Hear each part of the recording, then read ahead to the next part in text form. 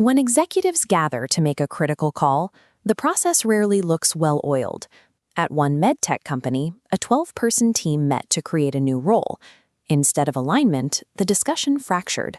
Participants argued loudly, while others simply checked out. 90 minutes later, the meeting adjourned without a single decision made. What makes this failure remarkable is that beforehand, a task force had mapped out a clear protocol and specific rights for this decision. Possessing a structural framework on paper does not guarantee organizational alignment. If the behavioral execution is flawed, the structure collapses under its own weight. The MedTech team utilized a strict decision framework, assigning precise roles to specific executives. But the executives actively ignored those designated roles. They assumed consensus required everyone in the room to weigh in on the final call. This is where the intended architecture of collaboration breaks apart. Frameworks routinely fail because organizations treat them as static administrative outputs, a spreadsheet to be filled out and filed away. They are not treated as active behavioral protocols. To repair matrixed collaboration, we have to deconstruct 4 specific misconceptions leaders hold and turn the tool from a static noun into an active verb. The first failure mode occurs when teams attempt to assign decision roles without first clarifying the underlying goals. If you assign a role to an overly broad objective like determine company headcount, you immediately trigger defensive posturing among your executives. When the objective is a single massive block of responsibility, there is no room to allocate ownership cleanly.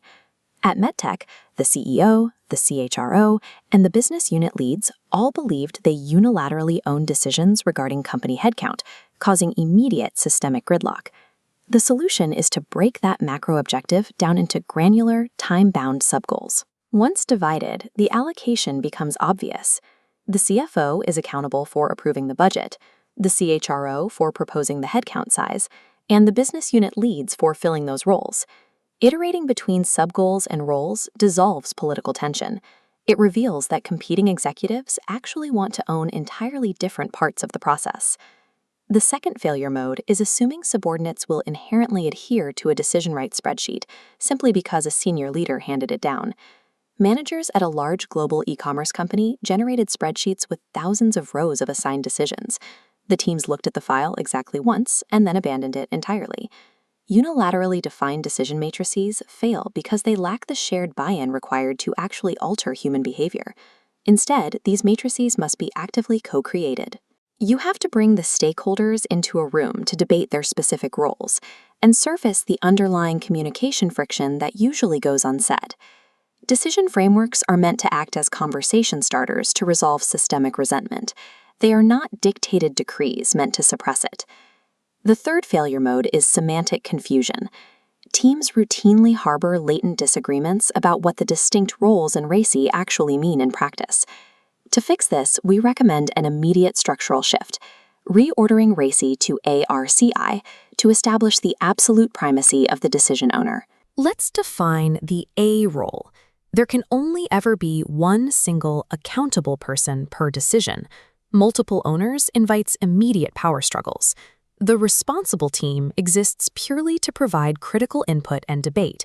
This group must be strictly limited to 2 to 4 people. This creates a strict behavioral boundary. When it's time to make the call, only accountable and responsible nodes are allowed inside the room. The consulted and informed roles are vital data providers and implementers. They feed critical perspective into the process, but they do not get a seat at the final decision table.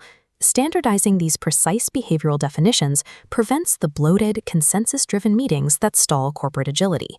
The final failure mode is the hierarchy trap, the ingrained assumption that the accountable role must always map to the senior-most executive in the organizational chart. Consider a venture capital firm that missed the opportunity to invest in a startup that later became a unicorn. A post-mortem revealed that a senior partner had dominated the evaluation process. The senior partner acted as the de facto accountable decision-maker. He made the call based entirely on his generalized experience in the sector, actively disregarding the specific data the firm had gathered. The operational flaw was that a junior associate possessed the rigorous due diligence and deepest expertise on the target, but was structurally silenced by rank. Effective teams perform a necessary inversion. They intentionally break rigid hierarchies by pushing the accountable role down to the person with the highest data proximity. Senior leaders must routinely identify which decisions they need to explicitly step out of. Doing so empowers employees and clears the executive bottlenecks that choke growth. Let's look back at the chaotic 12-person C-suite meeting from MedTech. To finally resolve the Chief Innovation Officer decision, they applied the strict RAC behavioral boundaries. They went through an extraction process, forcing the executives to realize that consulted and informed parties did not require a seat at the final table to ensure buy-in. The dynamic completely transforms when you compress a 90-minute town hall into a focused 4-person working session. True organizational velocity requires the courage to aggressively exclude the majority from the actual moment of decision. To prevent backsliding, integrate these rules directly into everyday company tools, like performance guides and Gantt charts. MedTech instituted a new, mathematically precise meeting protocol: 5 minutes for the accountable person to clarify the issue, 20 minutes of flat mode debate among equals, and exactly 5 minutes at the end to make the final call. Institutionalizing the physics of a decision forces behavioral compliance, entirely removing the need to rely on willpower. The goal of re-engineering decision rights is transforming static artifacts into a continuously evolving, living system. A team that rapidly shifts roles based on data proximity prevents executive burnout and creates a responsive business. When decision frameworks finally become behavioral habits rather than administrative chores, they build systemic resilience across the entire organization.